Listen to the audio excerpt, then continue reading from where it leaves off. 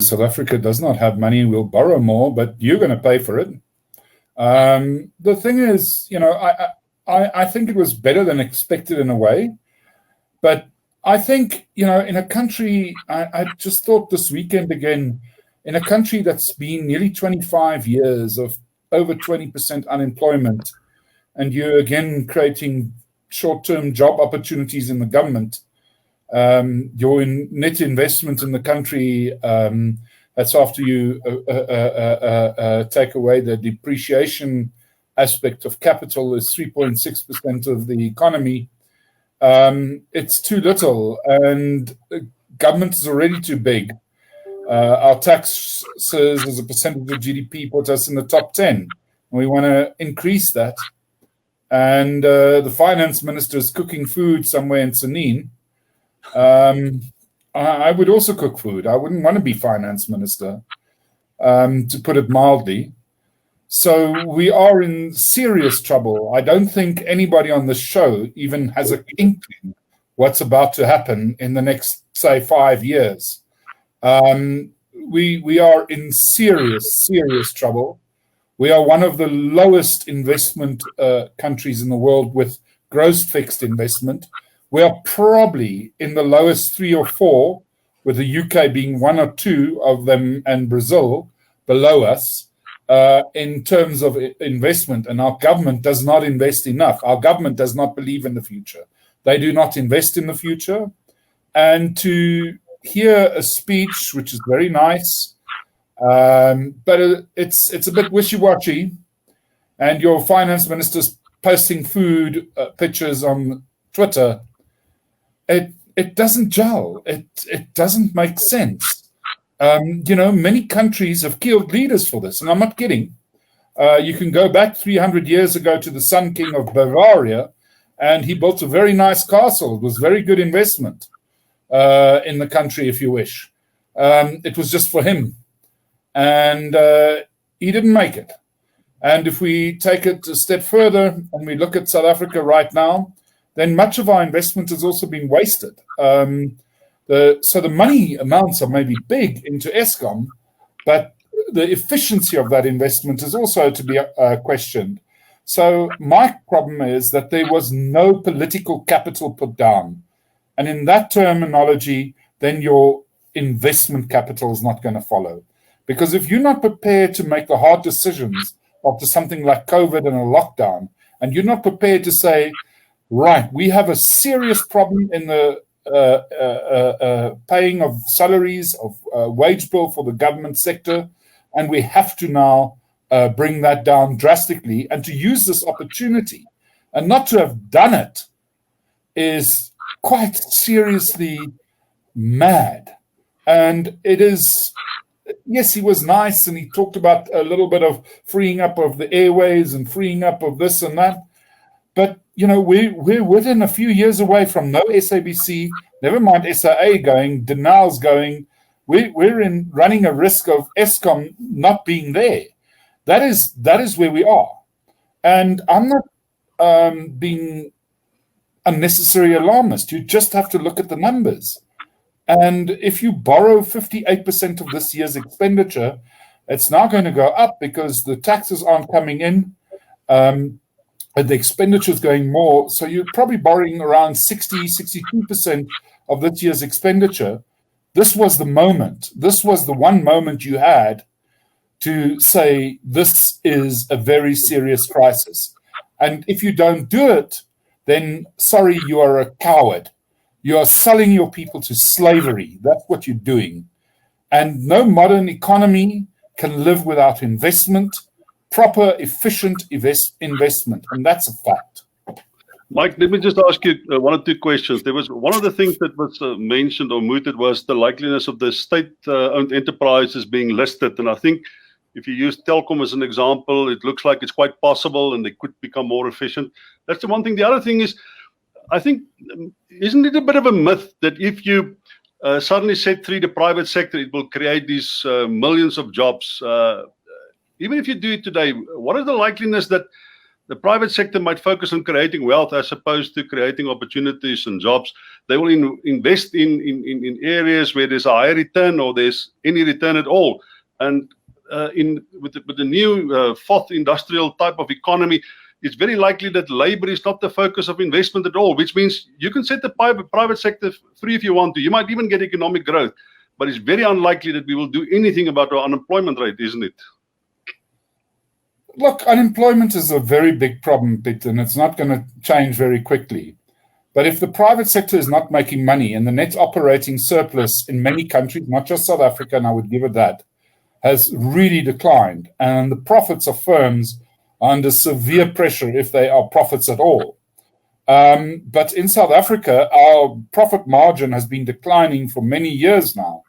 And if I look at the fixed investment in South Africa, the net fixed investment, the private sector supplies double that of the government and the public corporations.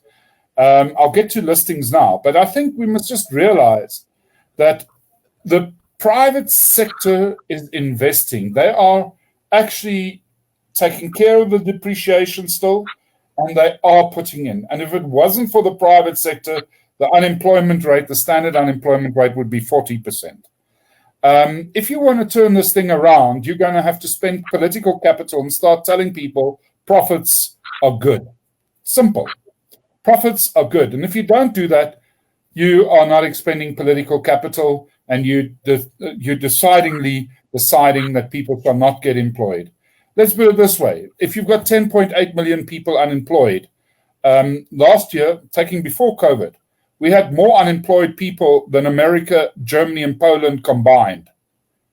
If that doesn't scare you, because we don't have the population of either of those, nothing will scare you.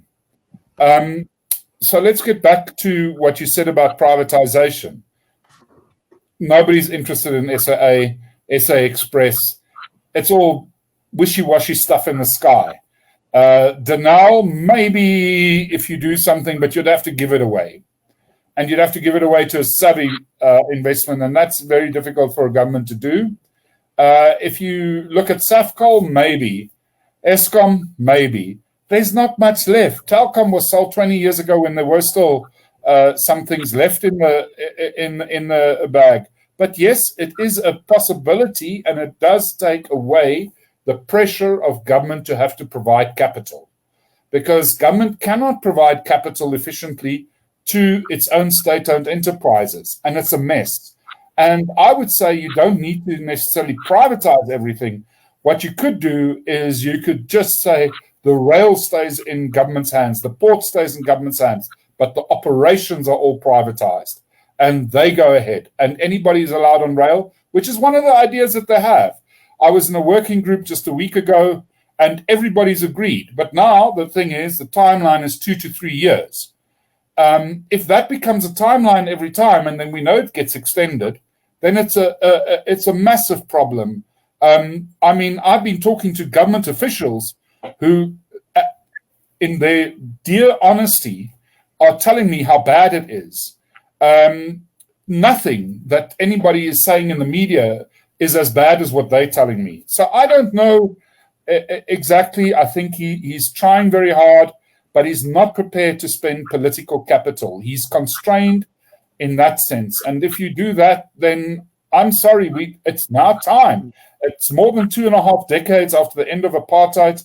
We've had virtually 3 decades of very little capital formation in the economy. Capital formation, he himself says, or investment, it's the other word for it, is the thing that unlocks jobs. And that's the thing that we need. But if people are scared and you're making all the wrong noises, be it in Senekal or be it wherever, then you're not going to get the capital. I'm not going to become a farmer and put my life at risk. I'm not going to become an industrialist and get shouted at. It doesn't work that way. That's life. Jordan, you seem to have an affectionate relationship, at least a Twitter one, with Tito Mboweni. Do you think he's almost as useless as Mike is describing the president? Because if you just look at the case of SAA, one of the things, the only really thing that the Minister of Finance can do is just to refuse to give the money. And so far, he has largely refused to give the money to set up a new airline.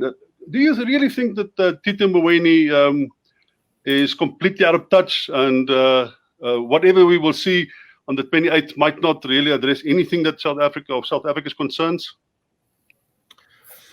Pitts, I know it might sound strange coming from the opposition commenting on my opposite number in government, but actually, no, I don't think that he's totally out of touch. I think he's one of the very few people in our government that get it, that understand how serious a situation we are in. I think he would probably agree with most of Mike's economic analysis about how serious our economic situation is.